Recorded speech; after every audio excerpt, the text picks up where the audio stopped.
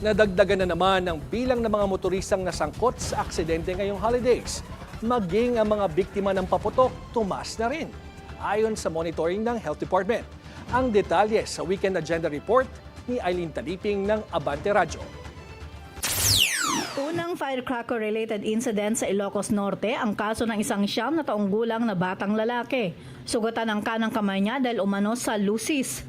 Lumabas sa investigasyon na sinindihan ng bata ang lusis pero hindi niya ito naitapon kaagad at inabot ng apoy ang kanyang kamay. Nagtamo ang biktima ng second-degree burn.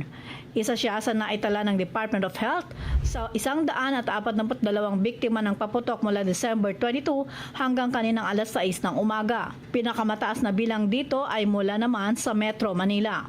Ayon kay DOH Spokesman Assistant Secretary Albert Domingo, nakapagtala na sila ng mahigit 100 sugatan dahil sa paputok at inaasahang tataas pa ito hanggang sa pagsalubong ng bagong taon.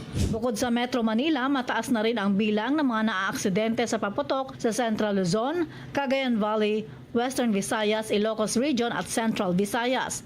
Ayon pa kay Domingo, 6 sa bawat 10 biktima ay nagtamo ng pinsala dahil iligal ang kanilang ginagamit na paputok. Karaniwang tinatamaan ay ang mga mata, kamay, ulo, binti, braso at hita o kaya naman ay napuputulan ng bahagi ng katawan. Sinabi pa ni Domingo na kapag naputukan ng iligal na paputok, maliit man o malaki ang pinsala ay agad dalhin sa ospital upang makaiwas sa tetanus.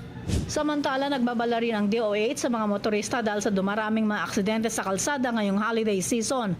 Sa kanilang datos, mula December 22 hanggang kaninang umaga, mayroon ng 418 na mga nasangkot sa aksidente sa kalsada. Dagdag ng Health Department, 38% na mas mataas ito kaysa noong 2023. Paalala pa ng DOH sa mga rider, parating magsuot ng helmet, iwasang magmaneho kapag pagod, puyat o nakainom at sumunod sa itinakdang speed limit.